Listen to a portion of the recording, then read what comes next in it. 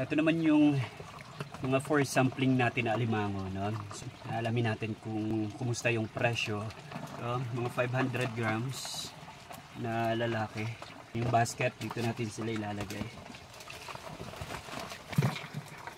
Mga kilo na ito. Ito, mag 900 grams. Mga kalahating kilo. Kalahating kilo. Lalaki. Tama man. Ito naman, susubukan natin, alamin natin yung presyo ng bakla. 300 to 350 grams.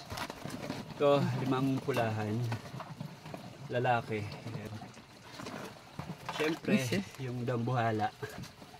Yung tinatawag na king size, malaki talaga siya. Estimate ko nito 1.6, 1.7 kilos. See? Bakla na 300 grams. Ito naman, medyo malaki na sana, kaya lang kulang ng isang sipet, no? So, medium yung tawag sa ganito. Bakla na 300 grams. Susubukan din natin kung magkano yung mga ganito kalalaki. 400 grams, estimate ko na ito. Ito naman, pulahan. Para malaman kung meron siyang alige, dito siya tinitingnan. Itong gilid ng tiyan niya, inaangat natin yan. Ito, yung alige nito, abot hanggang dito sa gilid. So, pag inangat mo siyang konti, masisilip mo na kung may alige ba siya or wala. So, ito, orange na yung laman niya. Ibig sabihin, mataba yung maliit nito. Hindi ko alam kung magkano yung presyo. Yun na isa sa aalamin natin today. Kaya kung bakit nagsisampling tayo, no? Ayan, so ito yung bebenta natin. Ito yung mga first sampling natin today. Sama ko na itong konting sugpo na nahuli natin habang nag-.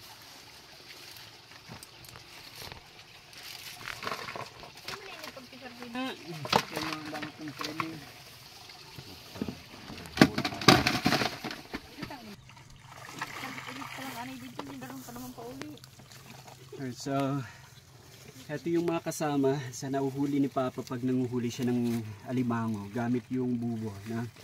So, sumasabay, pumapasok din itong mga alimasag sa bubo. Pera din to.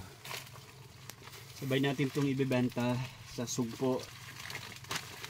Kaso na ba? Oh!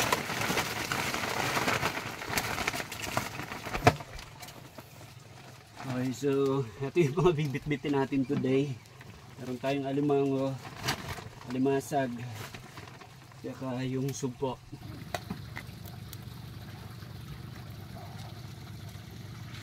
Alright, so ito, magbibenta muna tayo, no? Pero ito yung mga produkto natin na ilalabas natin today.